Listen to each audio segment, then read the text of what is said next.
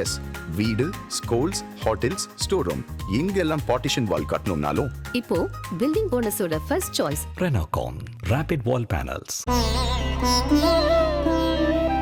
தினம்தோறும் விளக்கேற்ற நல்ல எண்ணெய் இதயம் நல்லெண்ணெய். அடுத்ததா பார்க்கும்போது உங்களுக்கு குதிரை பேரம் அது நடந்தே இருக்கு. ஆட்சி நீடிக்குமா இல்லையா, எப்ப வேணா கவிழும், 2029க்குள்ள தேர்தல் அப்படின்னு பல விஷயங்கள் ஓடும்போது தனது அரசாங்கத்தை வலுப்படுத்தி கொள்ள தாவேகா அடுத்தடுத்து நகர்வுகளை மேற்கொள்கிறது. நல்ல கெட்டதே கிடையாது, இதுல வெற்றி தோல்வி மட்டும்தான் இருக்குன்றப்போ அதற்கேற்ப ராஜதந்திர நடவடிக்கையாக அதிமுக இருக்கக்கூடிய செங்கல்களை மறுபக்கத்துல விஜய் ஒன்னொன்னா உருவி வருகிறார்னு பாக்குறோம். எம்ஆர் விஜயபாஸ்கர், சி விஜயபாஸ்கர், இசக்கி சுப்பையா, மரகதம் குமரவேல் அப்படின்னு இது வரைக்கும் ஏழு தொகுதிகளுக்கான இடைத்தேர்தல் நடக்க இருக்கிறது, இன்க்ளூடிங் ஆஃப் விஜய் அவர்களுடைய திருச்சி கிழக்கு. இன்னும் மேலும் பலர்லாம் இருக்காங்க. இதுல வைகோ லேட்டஸ்ட் அடிஷனா மேலும் பலரா மற்றும் பலரா மற்றும் பலர் விஜய் சொல்லிட்டு இருந்தார் இல்லையா, அதான் மற்றும் பலர்ல இருந்து மற்றும் பலர், பிஜேபியில இருந்து மற்றும் பலர் சொல்லிட்டு மற்றும் பலர்ல இருந்து மற்றும் பலர் வருகிறார்கள். இப்போ சமீபத்துல வைகோ அவர்கள் கூட்டணிந்து வெளியேறின திமுக கூட்டணியிலிருந்து தாவேகாவுக்கு ஆதரவு தெரிவித்தார். அப்போ அதுக்கு பிறகான பிரஸ் மீட்ஸ் அந்த நேரத்துல அவர் முக்கியமான வார்த்தையை விட்டார். எம்எல்ஏக்களை கூட நீங்க சொன்னீங்கன்னா நம்ம ரிசைன் பண்ணிக்கலாம், அதுக்கு நான் ஜெயிக்க வைக்கிறதுக்கு என்ன வேணா பண்ணலாம், நம்ம கூட்டணி சேர்ந்துருங்கன்ற விஜய் அஷூரன்ஸ் கொடுத்தாருன்ற மாதிரி சொன்னார். அதை லீடு பாயிண்டா கொண்டு RS பாரதி அவர்கள் இன்னைக்கு கடிதம் எழுதியிருக்கிறார் ஆளுநர் அர்லேக்கர் அவர்களுக்கு. குதிரை பேரத்திற்கான ஆதாரங்கள் இவை அப்படின்னு சொல்லிட்டு பட்டியலிட்டு இருக்கிறார். இது எப்படி புரிஞ்சுக்குது? இது எவிடன்ஸ். நம்ம கிருஷ்ணகிரி மாவட்டம் ஊத்தங்கரை தாவேகா எம்எல்ஏட்ட பேசினது உள்ள பேரத்தை நம்மளால ப்ரூவ் பண்ற உள்ள சிரமம் என்னங்கன்னு நான் சொன்னேன். அதுல உங்களுக்கு ஆடியோ ரெக்கார்டு வரைக்கும் கிடைச்சிருக்கக்கூடிய வாய்ப்பு இருக்கு. ஆனா அதுலயே ஒரு ப்ரூவ் பண்றது மெட்டீரியலா நீங்க பப்ளிக்ல நீங்க அசிங்கப்படுத்திக்கிறது வேற, அது விஷயம். ஆனா மெட்டீரியலா நீங்க ப்ரூவ் பண்றது ரொம்ப பெரிய சேலஞ்ச். இதுல அப்படி எதுவுமே இல்லைங்கிற நம்ம பாக்குறோம். அவர் சொல்லக்கூடிய வார்த்தை என்ன, நான் திரு விஜய்கிட்ட பேசிட்டேன், அவர் வாங்க பாத்துக்கலாம் அப்படின்னு. இதே வார்த்தையை திரு வேலுமணி அவர்களும் பதிவு பண்ணியிருக்கிறார். நீங்க என்னங்க பண்ண போறீங்க, வாங்க பாத்துக்கலாம், நம்ம சொல்லிடுவோம், ஒன்றும் பிரச்சனை இல்லைன்னு சொல்லியிருக்காங்க. அவங்க நான் நல்லா கவனிச்சுக்கிறேன், நல்லா பாத்துக்கிறேங்கிற சொல்லியிருக்காரு. அது அவங்களுக்கே தெரியும், எல்லாருக்குமே தெரியும். அங்க முதலமைச்சர் அவங்கள வேலுமணி அவங்கள தனி ஒரு கோஷ்டியா 25 பேர் போய் பார்த்தபோது சொல்லியிருக்காரு. அந்த மாதிரி வாங்க பாத்துக்கலாம்னு சொல்லி சொன்னது, வாங்க நான் பைசா கொடுத்துறேன்னு சொல்லி சொன்னதா நீங்க பார்க்க முடியாது. அப்படி அது குதிரை பேரத்துல சேரும். அது மாதிரி என்னை பாத்துக்கிறேன்னு சொன்னா குதிரை பேரத்துல சேரும்னு ஒவ்வொரு கூட்டணி கட்சிக்கும் 2021 சட்டமன்ற தேர்தல் 15 கோடி ரூபாய் கொடுத்தது என்ன, தேர்தலுக்கு முன்னாடி திமுக அதிகாரப்பூர்வமா தங்களுடைய வங்கி கணக்குல இருந்து கூட்டணி கட்சியோட வங்கி கணக்கு பணத்தை பரிமாற்றம் செய்திருக்கிறது, which is proven, which is already in public domain. அது என்ன பேரம்? இப்ப நான் பாத்துக்கிறேங்க, நீங்க கவலைப்படாம இருங்க, நீங்க வாங்க அப்படின்னு சொல்லி சொன்னா அது பேரம். அப்படின்னா அக்கௌண்ட்ல 15 கோடி ரூபாய் போடப்பட்டது என்ன பேரம்? இந்த கேள்வி வருமா இல்லையா? திரு வைகோ அவர்கள் ஒரு தகவலா பரிமாறி சொல்றாரு. அப்ப நீங்க பாக்குறோம்ல, 2 கம்யூனிஸ்ட் கட்சிகளும் நாங்க ஏர்போர்ட்டுக்கு செல்ல வேண்டுமா, ஏர்போர்ட்ல இருந்து சொந்த ஊருக்கு செல்ல வேண்டுமா, ஒரு வழி கட்டணம் மட்டுமே. டிராப் டாக்ஸி புக் பண்ணுங்க. டிராப் டாக்ஸி எங்கும் எப்போதும். ஆதரவு தான் கொடுப்போம், ஆட்சியில் பங்கேற்க மாட்டோம். நாங்க ஒவ்வொரு கட்சியுமே நாங்க ஆட்சியில் பங்கேற்போம் சொல்லி சொன்னாங்க. அப்ப பங்கேற்போம் ஒவ்வொருத்தரும் சொன்ன போதும் நாங்க பாஜக வரவிடாம தடுப்போம், கவர்னர் ஆட்சி வரவிடாம தடுப்போம், திமுக அதிமுக சேரவிடாம தடுப்போம், ஏதோ ஒரு காரணத்துக்காக போயிருக்கிறாங்க. அப்ப அவர்களுக்கு என்ன கணக்குல போய் நின்றுக்கும். அப்ப இன்னொரு விஷயம் பாருங்க, ஆதாயம் இல்லாமல் எதுவுமே நடந்திருக்கும் நம்புறதுக்கு நாம குழந்தைகள் கிடையாது. குறைந்தபட்சம் அமைச்சர் பதவியாவது ஒரு ஆதாயம் என்னமோ ஒண்ணு இருக்கும். அமைச்சர் பதவி தான் அஷ்யூர்டாச்சு. நீங்க திருப்பி ஜெயிச்சு வந்தாருன்னா உங்களுக்கு தான் எல்லாரும் கொடுத்துருக்கும் போது அவங்களுக்கு அதிமுக ஏன் கொடுக்காம இருப்பாங்க, அதுல வேற விஷயம். ஆனா என்னன்னா, இப்ப பாருங்க, 2 எம்எல்ஏக்கள் இருக்கிறாங்க, 2 எம்எல்ஏக்கள் ராஜினாமா பண்றாங்க. நமக்கு தெரியும் மதிமுக சேர்ந்தவர்கள் பயங்கரமா கோடி கோடியா வச்சு கொட்டி வச்சிருக்காங்க. எவ்வளவு அம்புட்டு காசு தெரியுமா அப்படிங்கிற இடத்துல கிடையாது. அப்ப அவர்களே ஏற்கனவே தத்துமுக்கி அவங்க ஏதோ செலவு பண்ணிருப்பாங்க, திமுக ஏதோ கொடுத்துருக்கோம், தலைமை கழகத்துல ஏதாவது கொடுத்துருப்பாங்க, போட்டு வச்சு தத்துமுத்தி ஜெயிச்சு வந்துட்டாங்க. 4 பேர்ல 2 ஜெயிச்சு வந்துட்டாங்க. அவங்க ராஜினாமா பண்ணோம், திரும்ப அதே மாதிரி செலவு பண்ணும். உங்களுக்கு தெரியும், உள்ளாட்சி இதுல சாரி இடைத்தேர்தலில் இன்னும் டபுளா செலவழிப்பாங்கிறது தெரியும். அப்போ இன்னும் இவங்களுக்கு இன்னும் பெரும்பாலும் சர்வே பண்றதுக்கு மாற்று நிக்கிறவங்க அது ஏடிஎம்கே டிஎம்கே பெருசா செலவழிக்க போறாங்க. அப்ப இன்னும் இவங்க சமாளிக்கணும். அதுக்கு எங்க காசு போகும்? அப்ப இவங்க எப்படி காசு ரெடி பண்ணுவாங்க? எதுக்கு தேவையில்லாம காசு இப்பதான் செலவழிச்சிருக்காங்க, மே மாசம் தான் செலவழிச்சிருக்காங்க. திருப்பி நீங்க ஜூலைல நீங்க காசு செலவழிக்க எங்க வருவாங்க? சரி, தலைமைக்கெல்லாம் கொடுத்துருவோம். அண்ணன் வைகோட்டத்தை நீங்க காலமாட்டில் பாலக்கறதுல அண்ணன் காசு வாங்க முடியாது. அதனால நீங்க அவர் படக்குன்னு ஆளுக்கு 10 கோடி வச்சுக்க பதில் கொடுத்து அதுவும் கிடையாது. அப்போ தேர்தல் செலவை தாவேக்கா பாத்துக்கிடுமா? வாய்ப்பு இருக்கு, மறுப்பு இருக்குல்ல. அதுதான் திமுக செஞ்சுங்கிற பார்த்தோம் நம்ம. அத மாதிரி ஏதோ ஒரு ஆதாயம் இருக்கும். சரி, ஜெயிச்சு முடிச்ச அப்புறம் என்னது, உனக்கு தான்ப்பா மந்திரி பதவி, உங்க 2 பேர்ல யாருக்கா குழுக்கள் போட்டு போப்பா, யாரோ ஒரு மந்திரி பதவி பேச்சு வருமா இல்லையா? அப்ப திரும்ப இவங்களுக்கு சீட்டு கிடைக்குமா? அது வேற சொல்லணும்ல. நீங்க திருப்பி இந்த 2 பேருக்கு சீட்டு கிடைக்குமா, வேற யாருக்கா கிடைக்கலாம்? வைகோ அவர்களே நிப்பாருன்ற தகவல்லாம் வருது. பார்க்கணும், நம்ம we have to wait and watch. So இது மாதிரியான ஒரு விஷயங்கள்லாம் வரும்போது கட்டாயம் ஆதாயம் இருக்கும். ஆனால் அது பேரமாக நீ எவ்வளவு கொடுப்ப, நான் எவ்வளவு கொடுப்பேன் அப்படின்னு துண்டை போட்டு கையில வச்சுட்டு இந்த ஆட்டுக்கு சந்தையில பண்ற மாதிரியான விஷயங்கள் இருக்காது. அப்படி இருக்குது அப்படின்னு சொல்லி சொன்னீங்கன்னா இதற்கு முன்னாடி இருந்தது போலவே இருக்குன்னு வச்சுக்க வேண்டியது. இதுல திமுக வந்து இப்படி எஸ்கலேட் பண்றாங்க. இது வந்து சிபிஐ விசாரணை அடுத்து கோர்றதுக்கான விஷயங்களை நோக்கி நகரும். அந்த இடத்துல திரு சி.டி. நிர்மல்குமார் அமைச்சர் வந்து தலைமைச் செயலகத்து வாசல்ல வந்து கொடுக்குறாரு. 29ஆம் தேதி இந்த புகார் கொடுக்கப்படுது. எந்த புகார்? ஊத்தங்கரை எம்எல்ஏ வந்து எனக்கு வந்து ஆட்சி கவுக்கருக்கு சப்போர்ட் பண்ணு சொல்லி கேட்டு பேசுறாங்கன்னா 29ஆம் தேதி புகார் கொடுக்குறாரு.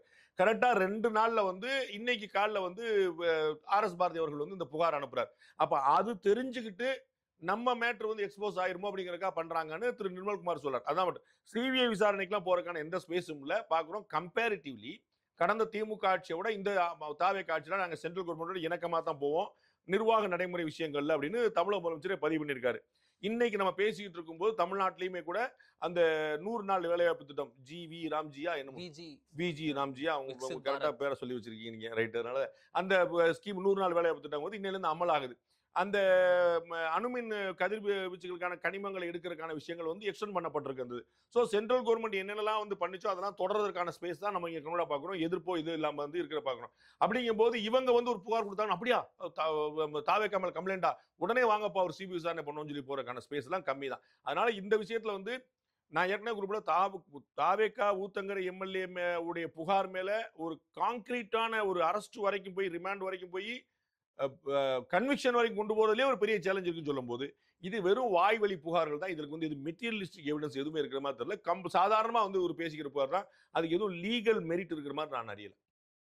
ஓகே, ஒரு பெரிய விஷயம் அப்படின்னு பார்த்தோம்னா அது இந்த விஷயமாக தான் திருப்பி திருப்பி திருப்பி வெடித்து கொண்டே இருக்கு அப்படின்றத பார்க்கிறோம். இன்னைக்கு பெரிதாக வெடித்து இருக்கிறது பாம்ஷெல் அப்படின்றது போல திரு வேலுமணி அவர்கள் ஓப்பனா லெட்டரே எழுதிட்டாரு. இபிஎஸ் அவர்களுக்கு, நத்தம் விஸ்வநாதன்ல இருந்து தங்கமணி இருந்து மூத்த அமைச்சர்கள் அனைவரும் கையெழுத்திட்டிருக்கிறார்கள். 6 பேர் கொண்ட பேர் கையெழுத்திட்டு இருக்காங்க அப்படின்றத பார்க்கணும். இதுல வந்து அவர்களுக்கு கொடுக்கப்பட்ட பதவிகளை வேண்டாம் என கூறியிருக்கிறார்கள்.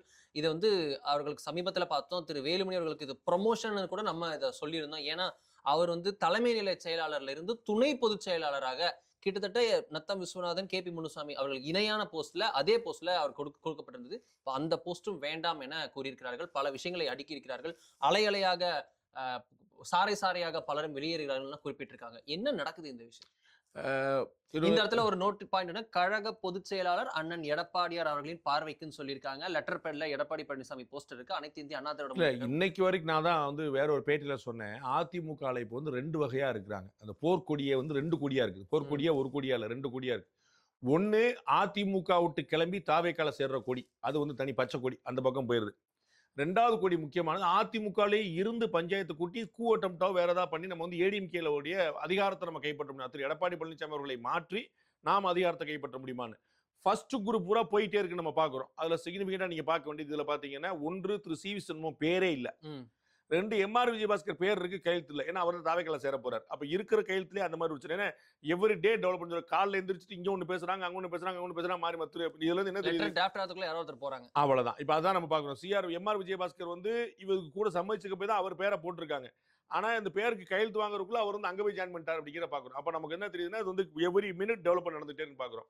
திரு சி.வி. சண்முகம் பேரே இல்லைங்கிற பாக்குறோம். அப்ப இவர்கள் எல்லாருமே திரு வீரமணியோ, திரு தங்கமணியோ, திரு நத்தம் விஸ்வநாதனோ, திரு வேலுமணியோ, இவர்கள் எல்லாருமே அதிமுகவில் இருந்து திரு எடப்பாடி பழனிசாமியை மாற்றி அல்லது எடப்பாடி பழனிசாமியை இறங்கி வர செய்து, நம்ம எங்களுடைய பேச்சு கட்டுப்பட்டு வாங்கன்னு இறங்கி வர செய்து நம்ம ஏடிஎம்கேவே தொடரணும். இல்லை ஏடிஎம்கே விட்டு போறதுல வந்து ஒரு பெரிய பலவீனம். நம்ம வந்து இன்னொரு கட்சியில போய் சேர்ந்துட்டு அங்க ஒரிஜினா சொல்றது ஆனந்த் சொல்றேன்னு கேட்டு நம்ம கட்சி நடத்தலாம், பெரிய சிரமம், நம்மளால அப்படி பண்ண முடியாதுங்கிற ஒரு குழப்பம் இருக்கலாம். 2வது முக்கியமான பிரச்சனை, ஏடிஎம்கே நம்ம கைப்பற்றிடுவோம், நாமளே அதுக்கான தலைமைக்கான வருவோங்கிறதுக்கான முயற்சி இருக்கலாம். நேற்று நீங்க பார்த்துருப்பீங்க மாவட்ட செயலாளர் கூட்டத்தில் என்கிட்ட 30 எம்எல்ஏ மாவட்ட செயலாளர் இருக்கிறாங்கிற வார்த்தையை திரு இவர் பதிவு பண்ணாருங்கிற பாக்குறோம். அப்போ வந்து இவர்கள் வந்து இந்த 2 விஷயமா குரூப்பா பிரிஞ்சிருக்காங்க. இதுல 2வது கோஷ்டி தான் வந்து, அதாவது அதிமுகவுடைய தலைமையை கைப்பற்றணும் அப்படிங்கிறது தான் வந்து அந்த ஒரு இந்த முயற்சியில் இருக்கிறவங்க.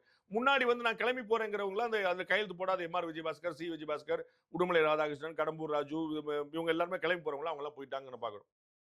இதுல போறவங்க சொல்லுது என்ன, நம்ம ஏற்கனவே பார்த்தோம் 2 பக்கமே இறங்கி வர வேண்டிய விஷயம் இருக்கு. போர்க்கொடி கொடுக்கிறவங்களும் விட்டு கொடுக்கணும், தலைமையா இருக்கக்கூடிய திரு எடப்பாடி பழனிசாமி விட்டு கொடுக்கணுங்கிறது ஒண்ணு.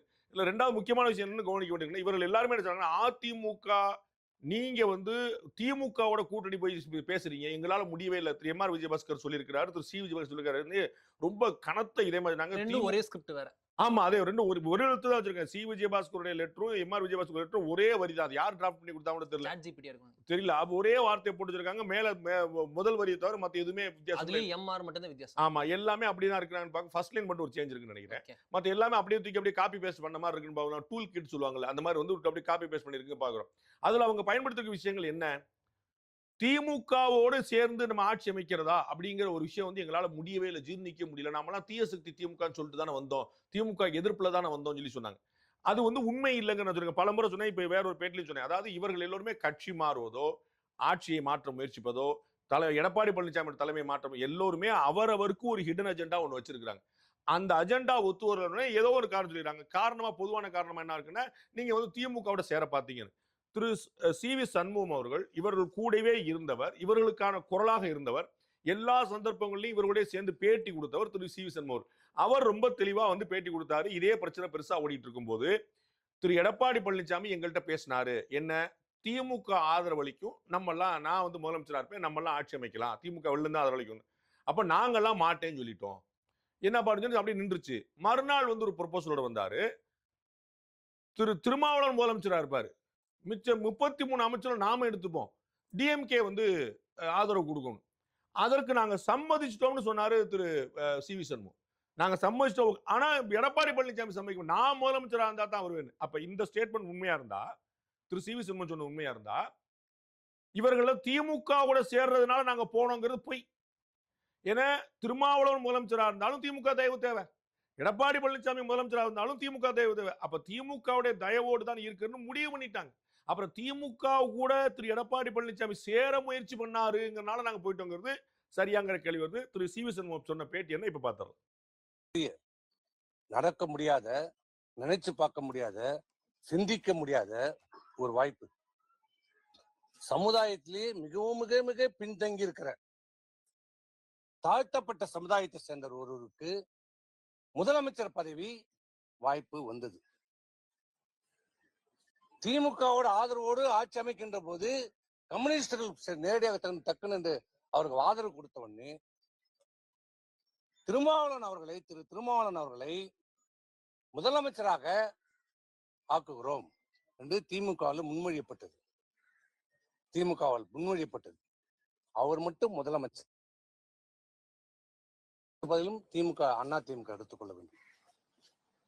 33 அமைச்சர்கள் நீங்க எடுத்துக்கங்க, திருமாவளவன் மட்டும் முதலமைச்சர் என்ற ஒரு வாய்ப்பு வந்தது. அது எங்களிடம், அதுதான் கடைசி அந்த கூட்டம், அந்த போட்டோ காட்டினது. அப்ப சொன்னோம், சரி திமுகவோட நம்மளால முடியாது, அவர் திருமாவளவன் ஒரு வாய்ப்பு வந்திருக்கிறது, சரி பண்ணிக்கலாமா சொல்லுங்க, அது என்னன்னு சொல்லுங்க. முடியாது, ஏற்றுக்கொள்ள முடியாது. அதே எப்படி விடுதலை சிறுத்தைகள் கட்சியின் ஆட்சின்னு தான் வரும், முடியாது.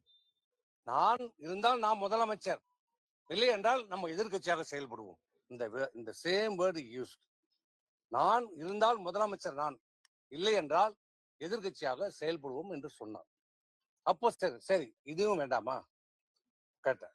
அண்ணா திமுக தொடங்கப்பட்டதனுடைய நோக்கம் என்ன? திமுக அழிக்கப்பட வேண்டும், ஒழிக்கப்பட வேண்டும், தீய சக்தி. அதனால் இந்த இதான் டிவிகே, தமிழக வெற்றி கழகத்துடைய நோக்கம் என்ன?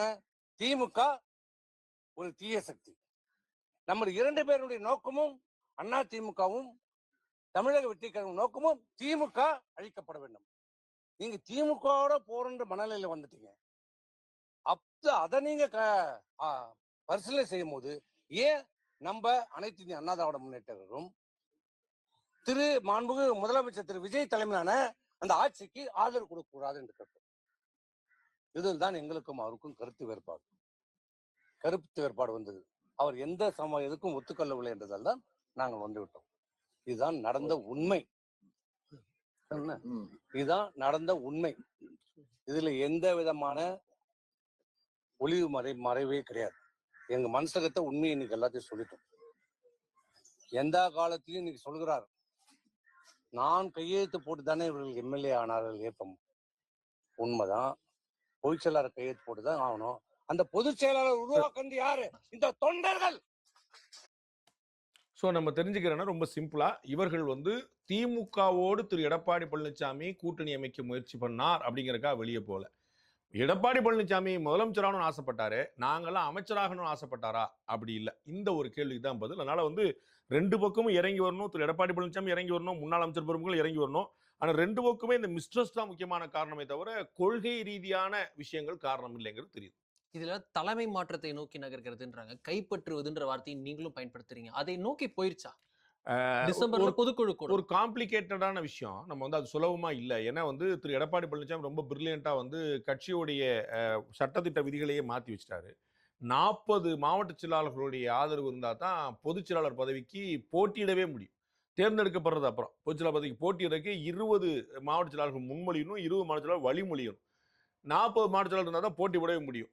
போதா குறைக்கு அதிருப்தி குரல்கள் கொடுத்த மாத்தி போயிருவாங்கன்னு நினைச்ச பாதி மாவட்ட செயலாளர் மாத்த வேற செஞ்சுட்டார். அதுதான் இப்போ முக்கியமான பிரச்சனை. நாளைக்கு வந்து நம்ம மாவட்ட செயலாளர் பதவிக்கு போட்டி விடுவோம். இப்போ கொஞ்சம் பொறுமையா இருப்போம். டிசம்பர்ல வந்து பொதுக்குழு வரும்போது எப்பயாவது பொதுத்தேர்தல் வந்தாலும் பார்த்துக்கலான்னு கிளம்புனவங்க கூட மாவட்ட செயலாளர் பூரா மாத்தி வச்சிட்டார். பொதுக்குழு உறுப்பினரும் அப்படிதான் மாத்திருந்தாங்க பார்த்தோம் அதுக்கு முன்னாடி. அப்ப மாத்தி வச்சிட்டும் போது அப்ப திருப்பி அந்த இடத்துல திரு எடப்பாடி பழனிசாமி அவருடைய செல்வாக்கு தான் ஓங்கி நிற்கும் போது திரு வேலுமணி அவர்கள் நினைத்தாலும் கூட அந்த ஊர்ல கட்சியை கலகலக்க வச்சிடலாம். அந்த ஊர்ல கட்சியில் கூடிய பெரும்பாலான கூட்டு போயிடலாம். ஆனா அந்த கட்சியுடைய மாவட்ட செயலாளர் யாருன்னா அது திரு எடப்பாடி பழனிசாமி ஆதரவாளா தான் இன்னைக்கு நிற்கிறாங்க. அப்படி வந்து மாறி நிற்கும் போது இவங்களுக்கு ஒரு பெரிய சேலஞ்ச் தான். That is not easy case.